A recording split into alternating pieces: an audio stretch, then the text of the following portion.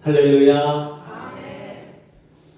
꽃을 피우는 봄 햇살이 따뜻하게 내리쬐는 거룩하고 복된 주일 아침, 하나님 앞에 나와 예배를 드리는 우리 모든 성도님들 신령과 가정과 직장과 생업들마다 하나님 아버지의 크신 사랑과 예수님의 놀라우신 은혜와 성령의 교통하시는 감동의 은혜가 충만하게 임하실 수 있기를 주님의 이름으로 축원합니다. 옆에 계신 분들과 함께 인사하겠습니다. 잘 오셨습니다. 큰 복 받으세요. 잘 오셨습니다. 큰 복 받으세요. 가슴에 손을 얹고 우리 자신을 이렇게 축복하겠습니다. 나는 끝까지 믿음을 지키는 사람입니다. 나는 잘 되는 사람입니다. 할렐루야. 제주도에 가면 둘레길이 있죠. 올레길이 있죠. 강원도 춘천에 가면 봄내길이 있습니다. 그 춘천이 봄춘자 내천자거든요. 그래서 한문으로 하면 춘천이지만 우리나라 언어로 바꾸면 봄내예요. 그래서 봄내라는 이제 이름도 또 길도 쓰는데 그 올레길처럼 봄내길을 이렇게 쭉 만들어 놓았습니다. 그 봄내길 이 코스가 코스 가운데 좀 유명한 코스인데요. 그 강촌 대학생들이 그 MT를 가면 주로 많이 가던 그 강촌 그곳에 이제 구곡폭포가 있습니다. 그리고 그 구곡폭포를 지나서 산 정상에 올라가면 마을이 있어요. 산 정상에 문배마을이라고. 근데 옛날에 화전민들이 살던 마을입니다. 산꼭대기 몇 가구 안 되는데 이제 그 가구수가 지금까지 유지되면서 사람들이 그 구곡폭포를 가다가 이제 길이 있어서 올라가고 보니까 거기에 마을이 있으니까 그곳에 와가지고 이제 등산도 하고 쉬었다 가면서 그곳에 살던 사람들이 관광객들이 오니까 이제 장사를 해서 식당을 하면서 사는 조금 이제 유명해진 마을이 있습니다. 그 길을 올라가는 것이 봄내길 제2길인데 그 이 길 산으로 올라가는 구곡폭포를 향해서 산으로 올라가는 길에 9가지 팻말을 쭉 이제 붙여 놨다는 거예요. 제가 뭐 춘천에 몇 년 살다가 떠나온 지가 벌써 한 5, 6년 된 것 같아서 그때는 이제 그게 없었는데 있었다는 거예요. 그래 그 9가지 팻말을 찾아가면서 이제 등산하는 재미가 쏠쏠하답니다. 그 9가지 팻말이 이런 겁니다. 첫째, 꿈은 희망을 찾아서. 그 다음에 끼는 재능. 우리의 재능을 발견하고, 꾀는 일을 잘 해결하는 지혜. 그 다음에 깡은 마음속에서 솟아나는 용기. 꾼은 한 분야에서 최고로 인정받는 사람. 꾼이라고 하죠. 사기꾼. 사기를 잘 치는 사람을 꾼이라고 그렇게 합니다. 꾼이라는 거를 잘 함부로 붙이는 게 아닙니다. 그 다음에 이 끈은 살면서 맺은 관계를 말하죠. 그 다음에 꼴은 다른 사람에게 보여지는 내 모습을 꼴이라고 그러죠. 그래서 아이고 저 꼴 좀 봐. 그 꼴이 다른 사람에게 보여지는 내 모습입니다. 꼴. 그 다음에 요거는 매력. 사람에게 나타나는 품성, 인품의 빛깔이나 매력. 그 다음에 이제 끝은 마지막 지점까지 다 왔다 이거죠. 그런데 그 끝은 새로운 시작. 이렇게 그 괄호에 표현을 해놓고 9가지 단어를 이렇게 써놓은 거예요. 꿈, 끼, 꾀, 깡, 꾼, 끈, 꼴, 깔, 끝 해놓고 밑에다가 요 설명을 이렇게 해놓았다 합니다. 살아가면서 이런 삶의 덕목이 필요하다. 뭐 이제 그런 교훈을 주기 위한 철학적인 뜻을 담아서 세워놓은 것이 아닌가 생각이 됩니다. 신앙생활 하면서도 역시 이런 근성들이 필요하다는 것을 우리가 알아야 되죠. 이 근성이 없으면 사람이 유약해지기 쉽습니다. 마태복음 24장을 시작하면서 제자들과 예수님이 이제 성전을 두고 이야기를 하는 가운데 예수님께서 성전이 무너질 것을 말씀하였죠. 그때 제자들이 충격을 받고 예수님에게 두 가지를 묻습니다. 예수님, 그게 언제 일어납니까? 언제 그런 일이 일어납니까? 두 번째, 이런 일이 일어나려면 이게 보통 일이 아닌데 그냥 아무런 일도 없다가 갑자기 느닷없이 성전이 무너지지는 않을 거 아닙니까? 그 성전이 무너지기 전에 일어날 전제 증상, 전조 증상, 즉 어떤 그런 징조가 있겠습니까? 그랬을 때 예수님께서 지난주에 말씀드린 것처럼 여러 가지 이제 징조를 말씀을 드렸죠. 4절부터 사람의 미혹을 받지 말라. 거짓 선지자가 일어나서 막 사람을 미혹한다.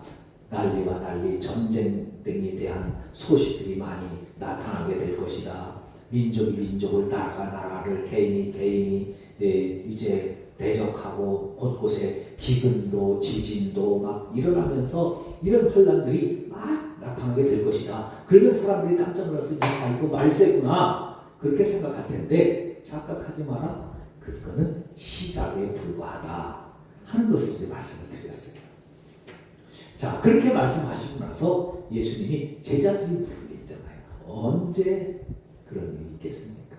그랬을 때 그 끝에 대해서, 그때는 시작에 불과하지만 끝에는 이런 일이 일어날 것이다. 그러니까 오늘 본문이 사실은 굉장히 중요해요. 종말의 때 예수님이 재림하시기 가까울 때에 나타나는 현상이 이제 이런 현상이 되면 이건 진짜 거의 끝이 다가오는구나 하는 것을 이제 알아보라고 말씀하시면서 이제 그때에 대해서 말씀해 주고 있습니다.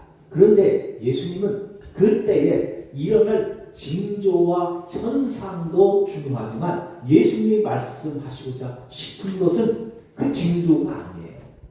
우리는 그 징조, 그게 어느 때에 일어나느냐 여기에 관심이 많은데 하나님은 그때가 중요한 게 아니라 그때에 너는 어떤 믿음을 가지고 있느냐, 그때 너는 어떻게 살고 있느냐 하는 것이 중요하다는 거예요. 여러분, 그런데 중요한 것은요, 그때에 가서는 늦는다는 거예요. 그때는 늦어요. 지금 준비해야 된다는 거예요. 지금 준비. 건강은요, 우리가 평소에 운동을 하면서 우리의 건강을 지켜나가야 지키고 있어요. 병이 들어도 우리 몸이 가지고 있는 면역력이 질병을 이길 수 있는 힘을 발휘하는 거예요. 그래서 건강할 때 지키라는 말이 그런 거예요. 병 들었을 때 지키려고 그러면 우리 몸이 건강을 이겨나갈 수 있는 힘이 없으면 무너지는 거예요. 그래서 병 들어도 병을 이기는 사람은 평소에 건강관리를 한 사람이고 평소에 건강관리를 안 한 사람은 무너지는 거예요. 그러니까 믿음도 마찬가지죠. 평소에 이 평안할 때 여러분 우리가 일천번제, 감사 일천번제 드리고 또 보험서 일천동도 하는 이유가 중요한 게 이때 준비를 해놔야 마지막 때에 어떤 일이 일어나고 어떤 문제가 일어나고 어떤 환란이 와도 그것을 믿음으로 이길 수 있고 견딜 수 있고 극복할 수 있고 해결할 수 있고 그것을 축복으로 바꿀 수 있는 힘과 능력이 임하는 줄로 믿습니다. 자, 그러기 위해서 그 주님이 들려주시는 음성 우리가 들으면서 우리가 종말을 준비하기 위해서 어떻게 해야 되느냐 이제 몇 가지 말씀을 드리려고 합니다. 첫째로 예수 믿으면서 우리의 신앙의 힘을 키우고 우리 믿음이 건강하게 되고 또 종말이 와도 두려워하지 않고 결코 지옥 가지 않고 천국으로 가는 믿음을 유지하려면 어떻게 되느냐? 먼저 미움받을 수 있는 용기를 가자. 미움받을 용기. 말이 좀 어폐가 있죠? 미움받을 용기. 우리 살면서 미움받으려고 하는 사람 없잖아요. 사랑받고 싶고 인정받고 싶고 칭찬받고 싶고 그래서 누가 우리를 무시하면 막 승질나잖아요. 못 참죠.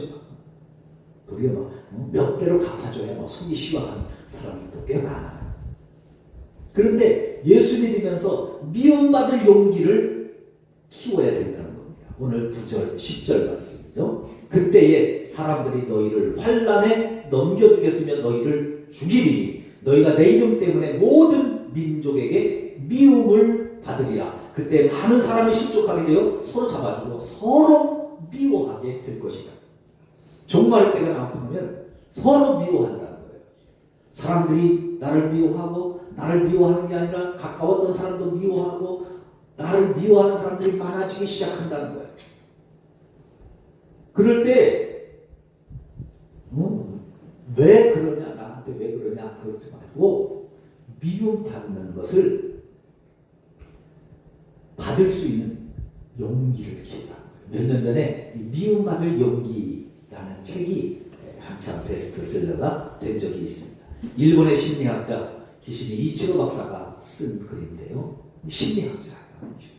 이 심리학자가 현대인들이 하도 이 정신이 약해서 살아가는 모습을 보면서 자기가 공부할 때 이 아들러라고 하는 심리학자의 영향을 많이 받았거든요. 그래서 그 아들러의 심리학을 가지고 이 미움받을 용기라는 책을 이제 써내려가면서 대화하는 형식으로 청년들에게 젊은이들에게 이 세상을 살아가는 지혜, 또 살아갈 때 힘들고 어려울 때 어떻게 극복해야 되느냐 하는 이제 그 이야기를 써 내려가는데요. 이치로 박사는 이 책을 통해서 그렇게 말합니다. 살면서 우리는 상처를 받으면서 살 수밖에 없다는 겁니다. 우리의 주변에 아무리 좋은 사람이 많이 있어도 내 주변에 있는 사람은 다 착하고 다 좋아도 그 중에 하나는 반드시 나에게 상처를 주게 돼 있다는 거예요. 상처를 주게 돼 있다. 그런데 여러분, 다른 사람이 나에게 상처를 주는데 나에게 상처 주는 사람을 내가 어떻게 할 수가 없어요. 바꿀 수 없어요. 욕하고 싸워보세요. 그 사람이 변합니까? 안 변합니다. 가서 두드려 패보세요. 변합니까? 안 변합니다. 싸워도 두드려 패도 안 변해요. 심지어 죽여보세요. 변할 것 같아요? 그러면 다른 사람이 또 나를 미워합니다. 반드시. 그러니까 해결이 안 돼요. 그러니까 다른 사람을 미워하면 그러려니 하고 사세요. 이치로 박사에게 그러려니 하고 살아. 이건 못 바꾸는 거다. 안 되는 거다. 근데 우리는 착각하면서 살죠. 미움받지 않고 살아가려고 몸부림을 칩니다.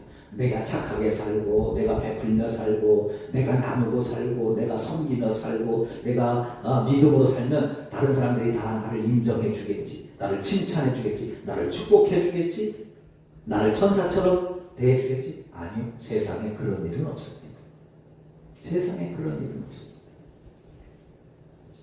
사람들은 반드시 나에게 상처를 주는 사람이 있다는 거예요. 자, 그럼 어떻게 해야 되느냐? 이 이치로 박사는 이렇게 진단합니다. 그 바꿀 수 없으니 바꿀 수 있는 것 한 가지다.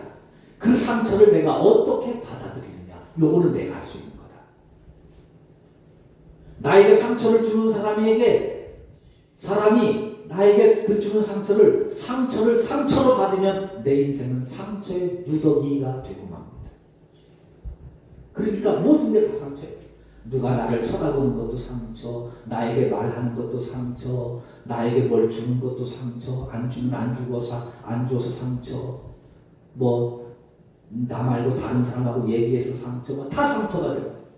상처를 상처로 받으면 내 인생은 누더기 인생이 될 수밖에 없다는 겁니다. 상처 투성이 인생이. 자, 그러면 어떻게 하겠어요? 우리의 인생은 원망과 불평과 불안과 두려움. 그래서 누가 옆에 사람과 송송을 하면 내 욕하는 것 같고, 그 집에 가서 혼자 상상한 거야. 누가 말이고 불에서 툭툭하면서 내 욕하더라. 그 사람들은 전혀 그렇지 않아요. 다른 얘기 하는데 그렇게 받아들여지는 거예요. 이게 상처가 된다. 그래서 사람들을 만날 때마다 열등감으로 인해서 좌절과 절망의 터널이 끝이 없이 이어지게 되어진다는 겁니다.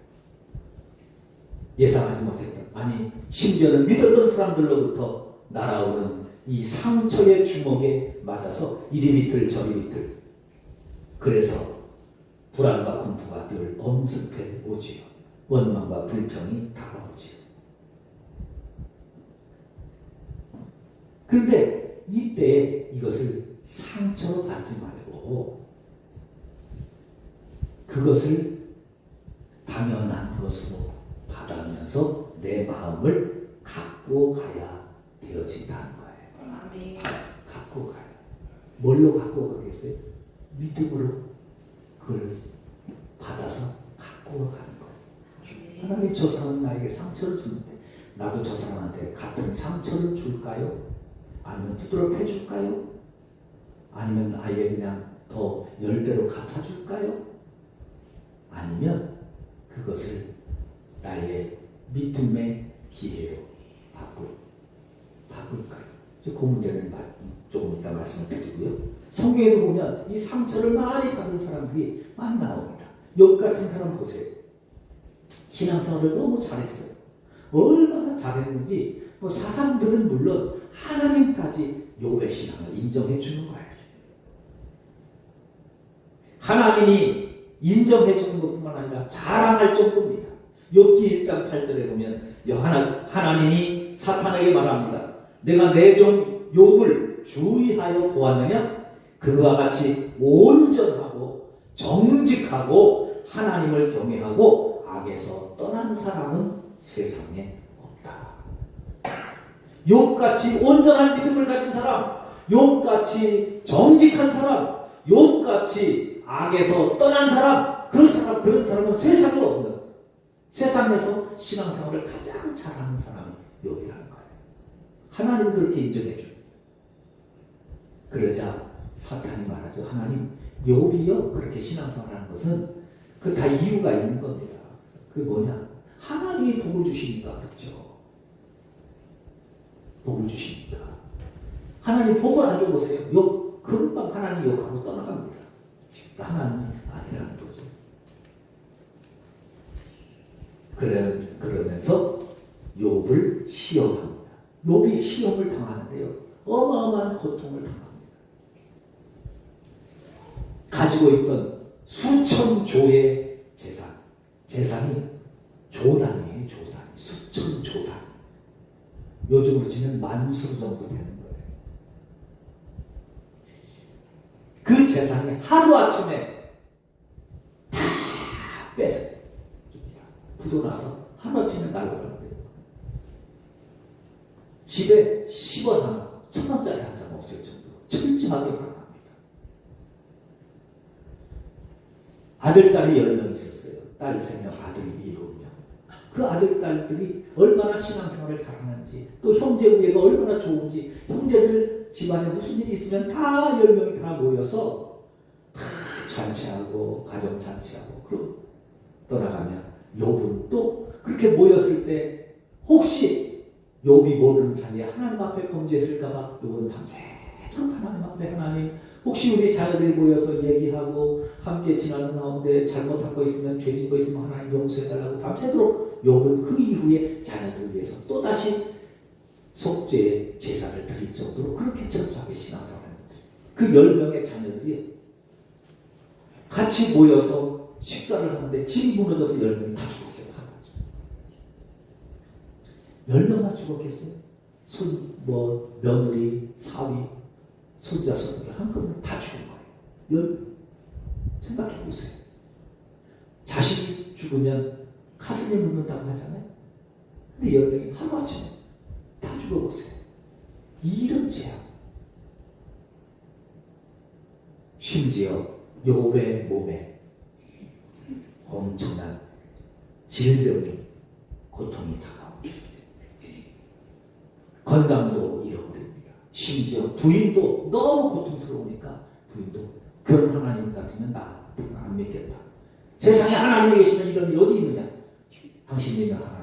저주하고 죽으라고. 그러면서 도망가고 돼. 아무것도 남지 않을 거야. 근데 욥은 그때 믿음의 마음에서 솟아오르는 용기, 믿음의 용기, 그것이 솟아납니다.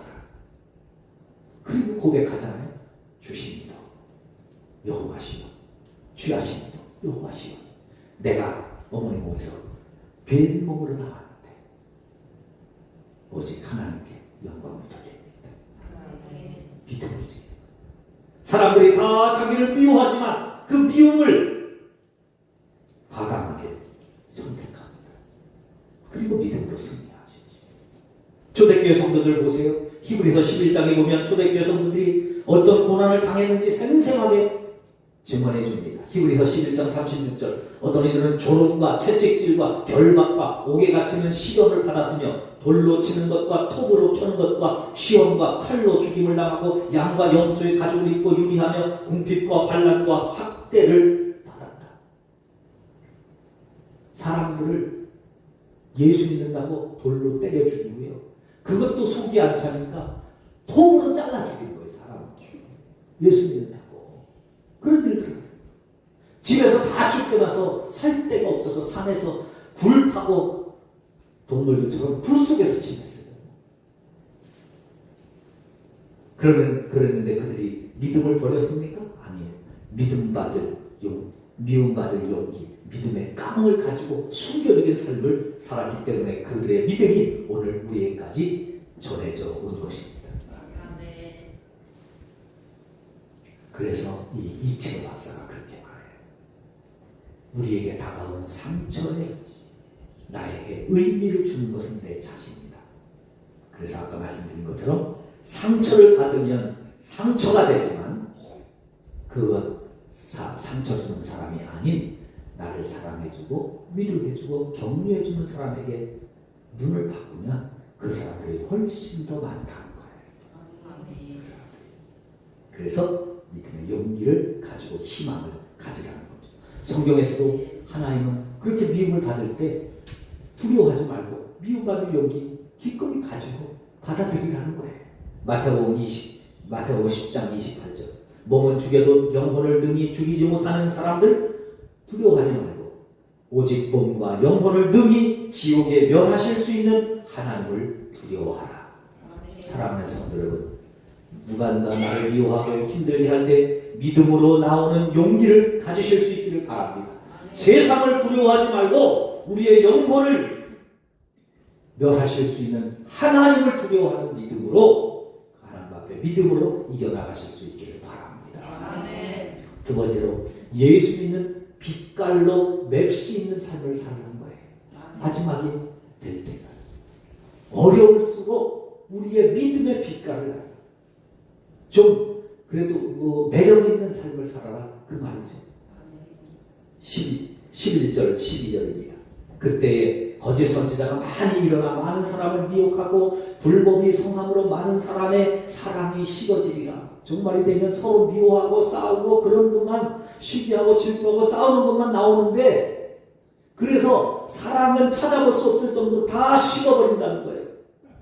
근데 여러분 빛은요 어두울 때 진가가 발휘되는 거잖아요. 태양이 환한데 전기불 켜보세요. 별로 그렇게 환하지. 우리 불이 켜놨는데 그렇게 환하지 않잖아요. 근데 밤에 와서 그렇게 보세요. 종말의 때 사람들이 다 미워하고 시기하고 질투할 때 그때 사람을 잃어갈 그때에 성도들이 가질 수 있는 최고의 무기 그게 뭐냐? 사랑이라는 거예요. 그 사랑을 가지고 예수 믿는 표시, 예수 믿는 모습을 드러내라고 말하고 있습니다. 잠언 10장 12절입니다. 미움은 다툼을 일으켜도 사랑은 모든 허물을 가리우느니라. 다른 사람 미워하면 싸우는 것밖에 안 된다는 거예요. 싸움밖에 안 된다. 그러나 사랑하면 잘못 허물 다 덮어준다는 거죠. 베드로전서 4장 8절도 말합니다. 무엇보다도 뜨겁게 사랑할지니 사랑은 허다한 죄를 덮느니라. 여러분 이 말은 베드로가 뼛속 깊은 체험에서 나오는 거예요. 그가 예수님이 십자가에 못 박히실 때 3번 모른다고 부인했잖아요. 그 죄책감 속에 살던 베드로를 부활하신 예수님이 나타나신 거예요. 베드로가요, 예수님을 3번 모른다고 부인했을 때 예수님이 부활 안 하셨으면 괜찮아요. 그래도 좀 찜찜하지만 그래도 뭐 예수님이 부활 안 하셨으면 끝났는데 예수님이 부활하신 거예요. 그리고 베드로 앞에 딱 나타났으니 베드로가 딱 첫 번째 드는 생각이 뭐겠어요?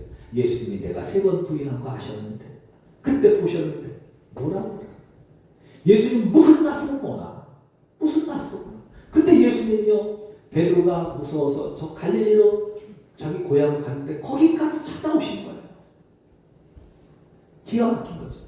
하나님이 사랑하는 방법은요, 참 어떨 때는 소름이 쫙 끼죠. 차라리 좀 모르는 척하고 기다려주시면 얼마나 좋아서. 근데 거기까지 찾아오신 거예요. 찾아와서 베드로에게 묻습니다. 베드로야, 너 나 사랑하니? 참 질문도요, 기가 막히죠. 나 예수님 몰라요. 그런 사람 몰라요. 에이, 당신 예수님 제자잖아. 아이, 모른다니까요. 에이, 당신 갈릴리 사람인데 내가 같이 있는 거 봤는데 모른다니까요. 내가 예수를 알면 내 손에 장을 지십니다. 이렇게 뭐 저주, 맹세하고 저주까지 했는데 예수님이 나타나셔서 너 왜 그러니? 차라리 이렇게 물으시면 그래도 무릎 꿇고 잘못했어요. 회개할 텐데 그렇게 안 하시고 너 나 사랑하니? 그러신 거예요. 베드로 기가 막히죠. 대답을 못하죠. 뭐라고 대답했어요? 주께서 하십니다. 주께서 하십니다. 3번 내가 나를 사랑하냐? 주님께서 하십니다. 그때의 그 충격, 그 고백을 받고 베드로가 완전히 바뀝니다. 아, 그렇구나. 내가 예수님 앞에 나는 예수님을 모른다고 안 하겠다고 내 작정하고 결심하고 예수님이 너희들이 다 나를 버리려고 할 때 예수님 이 사람들은 다 버려도 나는 예수님 안 버립니다. 결심하고 각오하고 다짐했던 그 베드로가 결국 부인했던 자신의 모습을 보면서 아, 내가 예수님을 모른다고 부인했던 이유는 결심이 없어서가 아니라 결단이 없어서가 아니라 내가 약해서가 아니라 내가 예수를 사랑하지 못했기 때문이구나. 사랑하면 내가 예수님에게 무슨 상처를 주었던 예수님은 나를 끝까지 그 죄 다 덮어주시고 묻지도 않고 따지지도 않고 나를 용서하시고 나를 품으시는구나. 그걸 체험한 거거든요. 그래서 사도 이 베드로가 말하는 거예요. 무엇보다도 뜨겁게 열심으로 뜨겁게 사랑할지니 사랑은 허다한 죄를 덮느니라. 내가 예수님을 3번 모른다고 했던 죄, 심지어 예수님의 이름에 저주하고 했던 모든 죄까지 다 덮어주시는 예수님의 사랑이구나. 우리 이 사랑 기억하면서 우리 사랑합시다. 그 고백하고 있는 거예요. 여러분, 그리스도인의 맵시, 그리스도인의 빛, 그리스도인의 맛, 그리스도인의 소금이 무엇입니까? 사랑이라는 거예요. 아멘. 그래서 그 사랑을 가지고 그리스도의 빛깔을 드러낼 수 있기를 축원합니다. 아멘. 마지막으로 끝까지 견디는 믿음이 필요하다는 거예요. 아멘. 오늘 본문 13절 14절입니다. 그러나 끝까지 견디는 자는 구원을 얻으리라. 아멘. 이 복음이 모든 민족에게 증언되기 위해서 세상에 전파되리니 그제야 끝이 온다. 끝이 온다. 그때까지 견뎌야 된다는 거예요. 그러면 구원은 믿음으로 받습니다. 할렐루야. 구원은 예수를 믿기만 하면 받습니다. 그런데 그 믿음이 한 번 믿는다고 한 번 주일날 왔다고 되는 게 아니라 끝까지 믿음으로 견뎌야 된다는 거예요. 끝까지 견뎌야 된다. 조금 힘들다고 못 견디고 날씨 좋다고 놀러 가고 비 온다고 못 오고 어렵다고 못 오고 힘들다고 못 오고 아니라는 거예요. 견뎌야 된다는 거예요. 심지어 우리를 미워하는 사람들이 사방으로 우리를 둘러쌀지라도 끝까지 견뎌야 된다는 겁니다. 그것이 우리를 구원한다는 겁니다. 견디는 능력, 견디는 믿음, 그것을 회복하실 수 있기를 바랍니다. 이 견디는 힘이 바로 우리 65주년 면역력인 겁니다. 감기, 병균이 우리 몸속에 들어왔을 때 우리 몸이 이 몸속에 있는 이 백혈구들이 그 균하고 싸워서 이기는, 그래서 견디는 그 능력, 그게 면역력인 거예요. 그거 못 이기면 감기에 빠지는 거죠. 이걸 가정으로 치면 위기라고 하는 거예요. 위기가 다가올 때 그것을 견디는 능력, 그것을 넘기는 사람이 성공자가 되고 건강한 사람이 되는 거죠.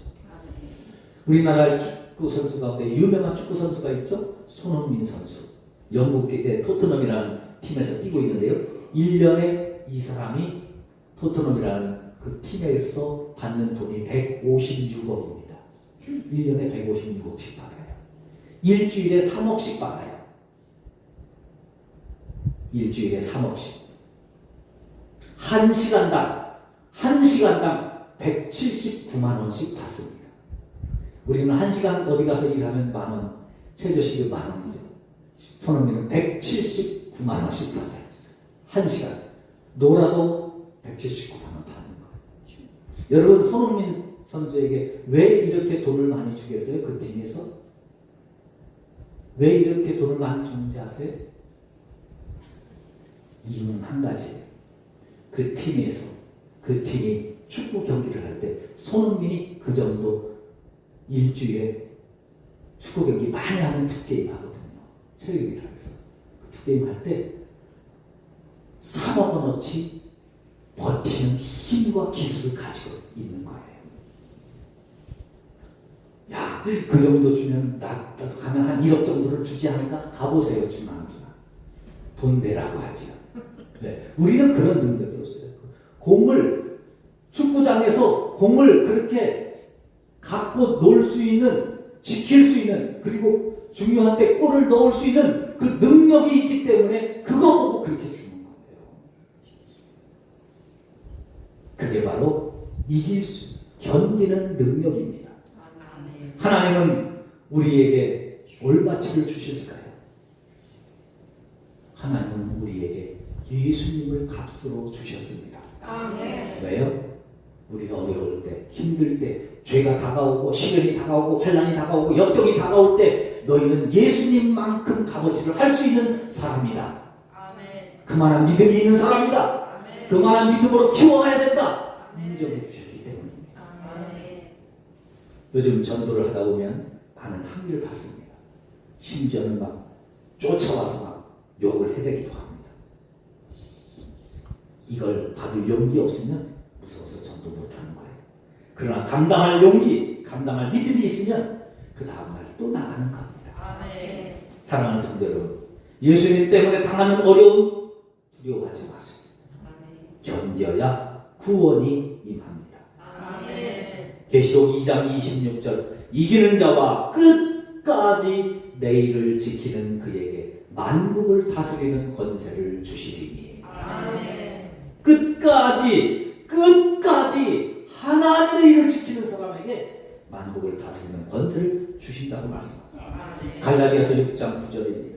우리가 선을 행하되 낙심하지 말고 포기하지 말지니, 포기하지 않으면 결국은 때가 이르면 거두게 될 것이다. 아멘. 지금 없다고 낙심하지 마라. 아브라함은요, 하나님이 자녀를 하늘의 별과 같이 바닷가의 모래와 같이 주신다고 약속해 주셨어요. 10년을 기다렸어요. 그 약속을 믿고 하나님이 안 주시는 거예요. 견디다 못해서 아이고 이게 아닌가 보다. 하나님이 이게 아닌가 보다. 약속을 하셨는데 도대체 이게 아닌가 보다. 그래서 부인 사례의 몸종 하가를 통해서 아이를 낳습니다. 결국은 자식을 낳았어요. 근데 그 자식이 이스마엘입니다. 그리고 다시 14년 후에 25년 만에 아들 이삭을 낳습니다. 여러분, 근데 먼저 낳았던 이스마엘 때문에 이삭이 죽을 고생을 하면서 삽니다. 이삭의 후손인 이스라엘은 지금까지 이스마엘의 후손인 아랍과 주변의 이란, 이라크, 쿠웨이트, 시리아, 요르단 다 이스마엘 자손이거든요. 이스라엘만 이삭 자손이에요. 계속 전쟁에 시달리고 있잖아요. 이스라엘 자손들은 다 석유가 나는데 이스라엘 땅에서만 석유가 안 납니다. 그 모진 고통을 지금까지 당하고 있는 거예요. 그래서 목사님들이 가끔 말합니다. 서두르면 이스마엘, 기다리면 이삭, 참고 견디면 이삭, 못 참으면 이스마엘. 아브라함뿐 아니죠. 부끄럽지만 저도 아브라함과 같은 실수를 많이 겪었습니다. 목회하면서 참 부끄럽지만 끝까지 견디지 못해서 열매를 얻지 못할 일들이 너무나 많아요. 그래서 저도 이 시간 여러분과 함께 결단하기를 원하는 것입니다. 사랑하는 성도 여러분, 믿음으로 견디십시다. 이기십시다. 포기하지 않도록 끝까지 견딜 수 있는 믿음을 주옵소서. 그때까지 승리하는 모두가 되시도록 함께 견뎌나갈 수 있기를 바랍니다. 우리 다 같이 일어나셔서 주님